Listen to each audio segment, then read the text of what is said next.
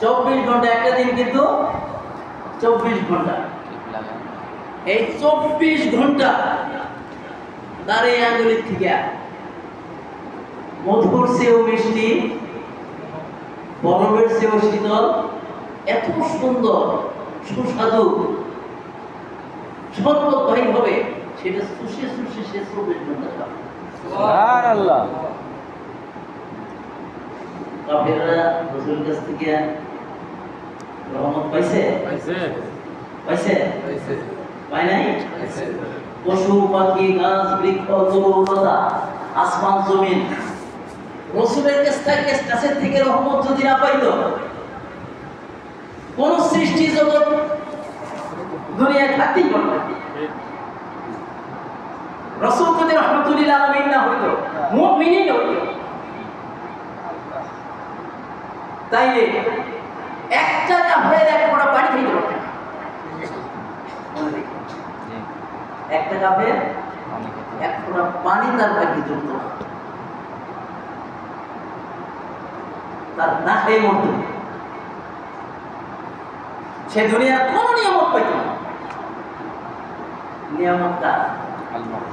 নিয়ামত কার? আল্লাহ কাকে রাহমাতুল লিল আলামিন বানাইছে? সমস্ত জগতে কাফের হোক, বেঈমান হোক, ইহুদি হোক, নাসারা হোক, যেই হোক, পশু পাখি গাছ বৃক্ষ তরুলতা কুল মাখলুক যা আছে 18,000 মতান্তরে 80,000 মাখলুক, সমস্ত মাখলুক রাসূলের রহমত। কেউ রহমত থেকে বঞ্চিত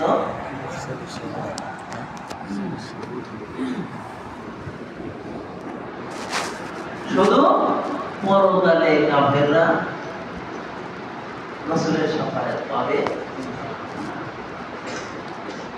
ওইখানে কথা আছে। কিন্তু পরকালে কিন্তু নিয়ামত পাইতেছে। আবু লাহাব পাইতেছে না? আবু লাহাব পাইতেছে? রাসূলের চাচা আবু তালিব ঈমান আনছে কি? ঈমান কিন্তু আনে নাই। তারপরে কি আছে? কি হয়েছে তার? কিতাবে প্রমাণ, হাদিস শরীফে প্রমাণ, সারা জগতের সমস্ত জাহান্নামীদের যত শাস্তি হবে, তার চেয়ে সবচেয়ে কম শাস্তি হবে ওমর চাচা। কি কারণে? আমার রাসূল সাল্লাল্লাহু আলাইহি সাল্লামকে আবু তালিব কাঁধে লইছে, মাথায় লইছে, বুকে লইছে, পিঠে লইছে, এমন কোন জায়গা ছিল না যে সব শরীর রঙ দিয়ে রাসূলকে না স্পর্শ করছে।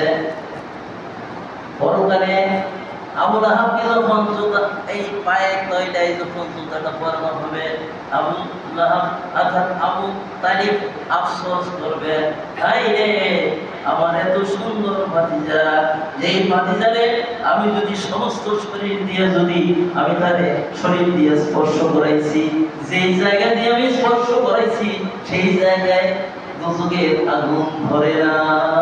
সুবহানাল্লাহ। পাত পাতা দিয়ে তো কোনো সময় স্পর্শ করায় নাই, পাত পাতা দিয়ে স্পর্শ করে দেয়। যদি জানতাম, যদি বুঝতাম, পাত পাতা দিয়ে ওদের স্পর্শ করে না, তাই তো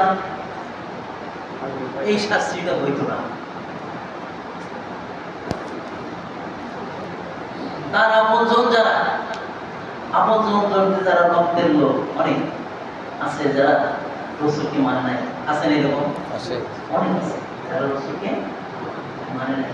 আবু লাহাব কিন্তু রাসূলের আপন চাচা, আবু লাহাব কিন্তু আপন চাচা। তার মৌতটা কিরকম হলো?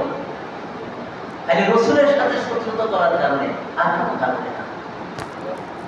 অদূরের প্রান্তরে যখন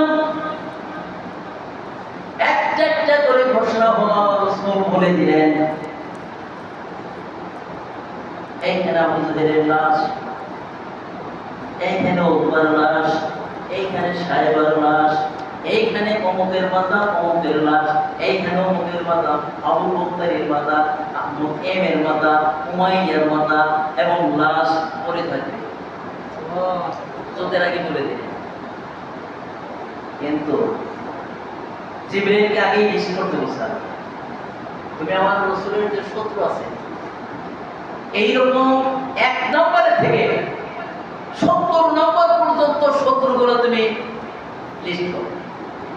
কতজনের লিস্ট করতে বলছে? 70 জনের লিস্ট করতে বলছে। জিবরাইল আলাইহিস সালাম বলতেছে, আল্লাহ 2 নম্বরেই তো আবু জাহেল দিয়ে আবু লাহাবের নাম আসে, আবু জাহেলের পরে আবু লাহাবের নাম আসে, কিন্তু আবু লাহাব তো যুদ্ধে আসে নাই। আবু লাহাব যুদ্ধে আসে নাই, তার নামটা তো লেখা যাইতেছে না। ঠিক আছে, কতজনের নাম লিখলো? 70 জনের নাম লিখলো। আবু লাহাবের নাম সেখানে লিস্টেড হইল না, যেহেতু আসে নাই, আসে নাই। নাই সে কি রেহাই পাইছে? নাই সে রেহাই পাইছে? পায় না। বদরের যুদ্ধের গল্প করতেছে, কোথায় করতেছে? আব্বাস রাদিয়াল্লাহু আনহুর এক চাকর কৃতদাস, সে একটা কাজ করতো, কামারের কাজ করতো। কোথায় কাজ করতো? কামারের কাজ করতো। আচ্ছা, মানুষ যেখানে সুন্দরের কাজ করে, কামারের কাজ করে, রাজমিস্ত্রির কাজ করে, সেখানে মানুষ কি তামাশা দেখতে চায় না? ওই কামারে কাজ করতেছে, বেশ অনেক লোক সেখানে এসে কাজ দেখতেছে। এই সময় দেখা গেল আবু লাহাব ওখানে, আবু লাহাব আসছে, আর ওইখানে বদরের যুদ্ধ অংশগ্রহণ করছে। এইরকম একটা কাফের এসে উনি বসছে, বসতে আবু লাহাব তাই বলতেছে, কাপুরুষের বাচ্চা, এখান থেকে সর, সর। বসতেই দিবে না। কেন দিবে না? আমি যদি বদরের যুদ্ধে চাইতাম না, পুরুষের বাচ্চা তোরা গেছিলি, পারস নাই, আমি যদি চাইতাম, মানে খুব নিজের খুব বড় মনে করতেছে, বীর মনে করতেছে। তখন ওই লোকটা জনসাথে পিঠটা দেখাইছে, পিঠটা দেখাইছে। পিঠের মধ্যে যে বা আলোট, বোঝেন না আলোট, এই আলোটের কত পুইরে তো ওই নিচ হয়ে গেছে।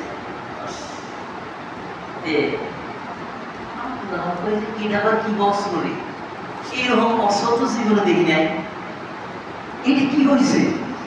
কয় যে আবু লাহাব, আপনার তো আপনার স্পর্ধা, আমার তাহলে মোবাইল দিবে। যখন বদরের প্রান্তে যুদ্ধে গেলাম, আসমানের থেকে যেখানে নাইমা এলো, আসমানের থেকে যেখানে নাইমা এলো আগুনের কোরআ নিয়ে, আগুনের কোরআ নিয়ে যে নাইমা এলো, জাগত গায়ে বাড়ি লাগছিল তা তো নাই, আমার গায়ে বাড়ি লাগে নাই, আমার গায়ে এইটার বাতাস লাগছিল। আমার গায়ে ওটা কি লাগছিল? বাতাস লাগছিল। এই বাতাস লাগিয়ে এই যে আলো হয়ে গেছে, আলো হয়ে গেছে, বাতাস লেগে। এখন ওই যে আব্বাস যে আমার না, এটা আবু লাহাব এখন কেনা নাই বেরিয়ে কি নেই বেরিয়ে। এখন ওই কামারে কইতেছে, দিশা ভাই নামে বুঝছেন না, ওটা আল্লাহ মোহাম্মদের ফেরেশতা নাই। যখন কইছে আল্লাহ মোহাম্মদের ফেরেশতা নাই বেরিয়ে, তখন তো মনে করছে যে এই বেড়ে তো মুসলমান রে, এই বেড়ে তো মুসলমান, একটা মুসলমান দেশকে মারি আমি। নিজের আবু লাহাব তো বিরাট বর্ধমান লোক, আর এই লোকটা শুকনো মুখ না, হালকা হুলকা, কোনো এর মাইরি ফেলেই এর গ্যাত গ্যাত গ্যাত গ্যাত করতেছে, জিভে বাইরে গেছে। এখন আব্বাস রাদিয়াল্লাহু স্ত্রী হয়তো বাকশাপ কোরবান হয়েছেন নাকি, ওই যে যেটাতে আইসাম হোসেন, এটার নাম জানি কি? হোসেন। হ্যাঁ, সাইদ হোসেন খুব বেশি বড় থাকে না, তাই না? ছোট বড় থাকে। ওইটা ওই যখন শুনছে যে কামলা বাইরে হারাইল, তখন আইয়ে গেছে। আইয়া আবু লাহাবের মাথার মধ্যে ওই সাইদ হোসেন দিয়ে স্পর্শ করছে, বাড়ির মেঘাল দিয়েছে দিয়ে এমন ওই কামলাদের সাইড দিয়ে কামালের সাইড দিয়ে আবুল হাবদুল বেরিয়েছে, গরুর মতো বেরিয়েছে। এখন ওই সাথে কামড় শুয়েছে না, এই কয় যে নেতাজি, হ্যাঁ মেয়ে মেয়ে সেই সাইড বছরের বাড়ি তাও চলে নাকি নাই, কোন রকম নাচছে, এত করুন না ভেবেছে, হ্যাঁ আমাদের তো কাপুরুষ, আমাদের কোন কাপুরুষ। তুই তো বুঝবি না রে, যে বাড়িটা খাইছি আমি, এই বাড়িটার ব্যথা যদি আমি তামাম জগতের মানুষের ভাগ করে দিই, সমস্ত জগতের মানুষ মারা যাবে। অল্প সময়ের মধ্যে দেখা গেল মাথাটা পুইলে, সমস্ত শরীর পুইলে, সমস্ত শরীর পুইছে। এটা কি বাড়িটা তো ছিল, বাড়িটা শুধু মুসিদা। ওই যে বদরের প্রান্তর থেকে এসেছে, অর্থাৎ বদরে যে যুদ্ধে যায় নাই, সেটার প্রতিশোধ আমার আল্লাহ নিবে কি নেবে না, রসুলের শত্রুকে আল্লাহ ধরবে কি ধরবে না।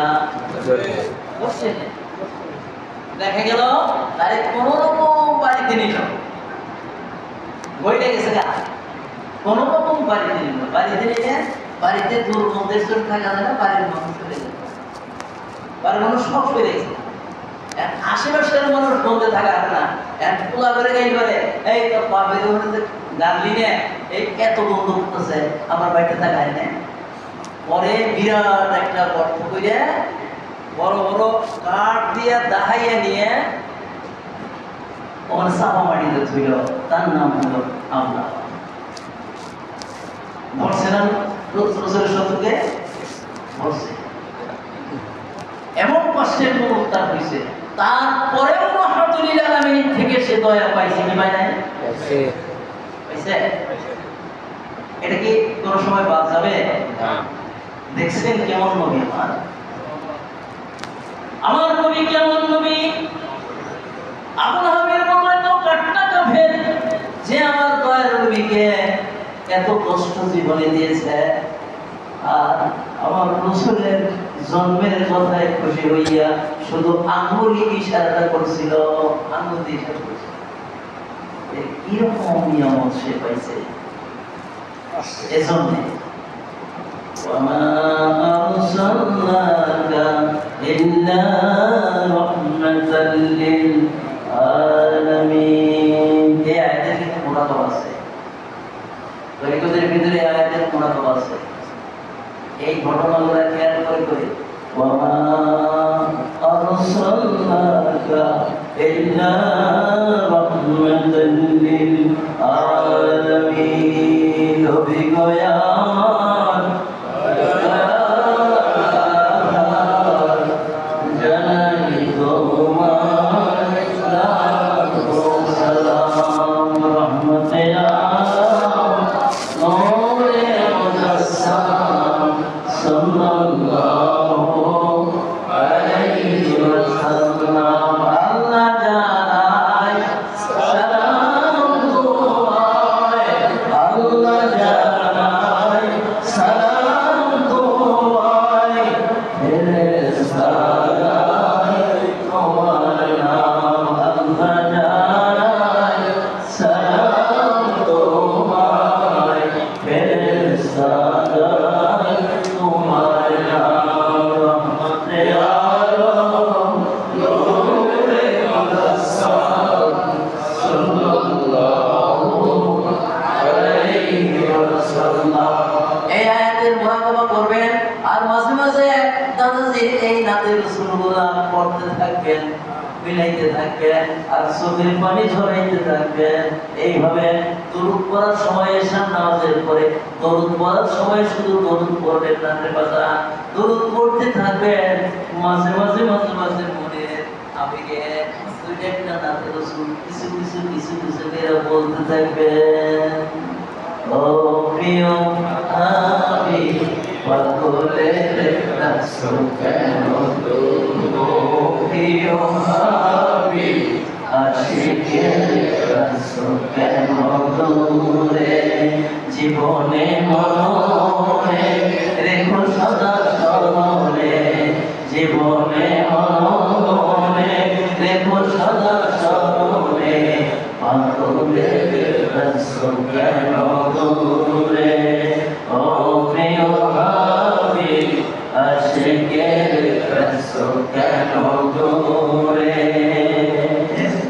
গোপন প্রেমিক ফজলুর রহমান ছিল না কেউ তারে প্রেম ডুবুরি হয়েছে তাই ডুবল আদর সাগরে গোপন প্রেমিক ফজলুর রহমান ছিল না কেউ তারে প্রেম ডুবুরি হয়েছে তাই ডুবল আদর সাগরে পাগলের রাসূল কেন দূরে ও প্রিয় হাবিব আশিকের রাসূল কেন দূরে জীবনে মরণে রেখো সদা স্মরণে জীবনে মরণে রেখো সদা স্মরণে পাগলের রাসূল কেন দূরে ও প্রিয় হাবিব আশিকের রাসূল কেন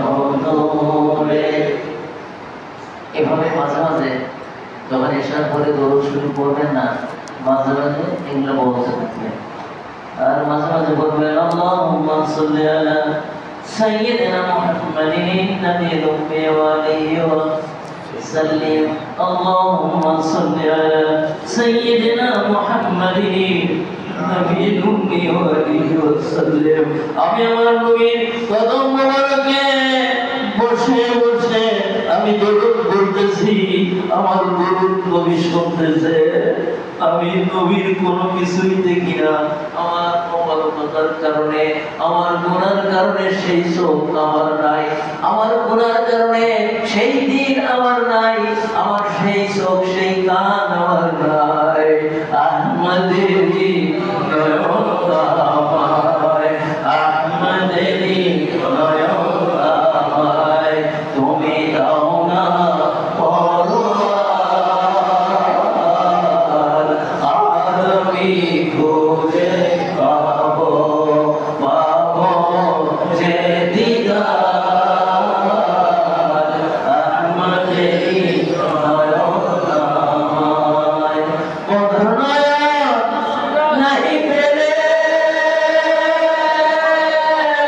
এই চোখে কি দর্শন পেলে মধুর নয়ন নাহি পেলে এই চোখে কি দর্শন পেলে মৌসা তোহে তোরে গেলে মৌসা তোহে তোরে গেলে হলেন বেহুশ বেকার আহমদেরি নয়ন আমায় তুমি দাও না পরোয়ার আজ আমি খুঁজে পাবো পাবো যে দিদার আহমদেরি নয়ন আমায় ধামসা করে ডুবে যাবে নিত্যই আমার বিরাল হবে ধামসা করে ডুবে যাবে নিত্যই আমার বিরাল হবে নয়ন শুধু আমার নয়ন শুধু চেয়ে রবে নয়ন শুধু চেয়ে রবে মোনারি দিদার আহমদেরি নয়ন আমায় তুমি দাও না পরোয়ার আজ আমি খুঁজে পাবো পাবো যে দিদার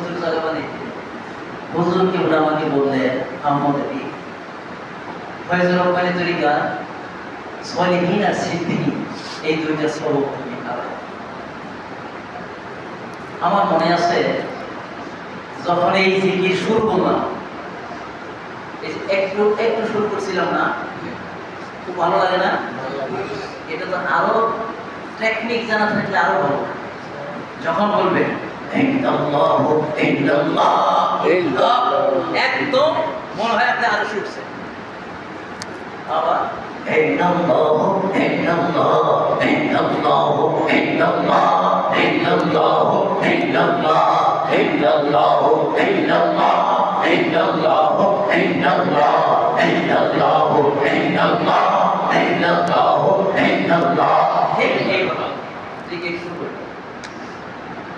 মনে হয় 5 মিনিটের মধ্যে তুফান উঠে গেল। একদম তুফান উঠে গেল, সমস্ত মানুষ ঘোরাঘুরি করে। আমার এখানে হুজুর বলে আমাদের জিকির দাও, জিকির আমি থামাই না। হুজুর বলতেছে কিছু দেখছো তোমরা? কেউ কথা বলে না। কিছু দেখছো তোমরা? কেনা জানি করলে হুজুর কিছু দেখে দেখো না। আমি সবার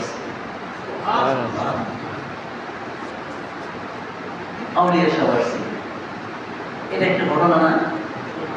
এইরকম ঘটনা যদি কাহারও জানা থাকে অনুগ্রহ করে আমাকে জানাবে, যাতে করে আমরা হুজুর কিবলাকে একদম শেষ দুনিয়ার শেষ প্রান্ত পর্যন্ত যেন হুজুর কিবলাকে আমরা স্মরণে রাখতে পারি। মানুষ যেন আমার হুজুর সম্পর্কে জানে, এমনি তো জানে, কিন্তু আরো জানা দরকার আছে। হ্যাঁ, সব পরিদের জীবনী আছে না? হ্যাঁ, কত সুন্দর জীবনী। আমার হুজুরের ওইরকম একটা জীবন যদি থাকে আমাদের জন্য একটা সৌভাগ্য হবে না? এজন্য যেটা জানা আছে সেটা আমার কাছে বলি। আমি অনেকেই মোবাইল করছি, অনেকে বলছে, অনেকে বলে। এজন্য আমি এই তথ্যগুলো আপনাদের কাছ থেকে নিব। তারপরে আমার হায়াতে যদি খুলায়, আল্লাহ যদি আমাকে হায়াত দান করে, আমার মর্শিদের সাথে আমার যে সম্পর্ক, যেটা দুনিয়াতে ছিল এবং এখনো আমার বিশ্বাস 100% বিশ্বাস আমার হুজুরের সাথে আমার সম্পর্ক আছে, আসলে মাঠেও থাকবে।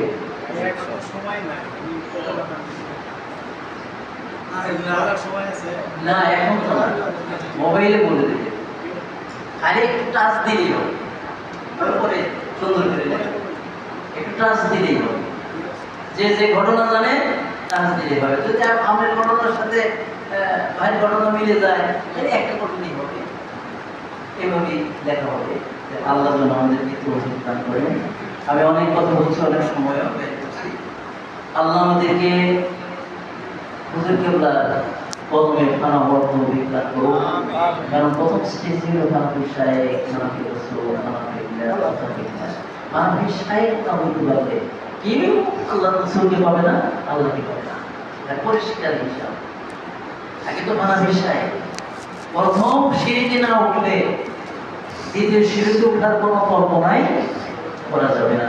আল্লাহ যেন আমাদেরকে সমস্ত তরিকতের হাকিকতগুলো বোঝার তৌফিক দান করেন। ওয়াক্তু দাওয়ানা আলহামদুলিল্লাহি রাব্বিল আলামিন। আসসালামু আলাইকুম ওয়া রাহমাতুল্লাহি ওয়া বারাকাতুহু।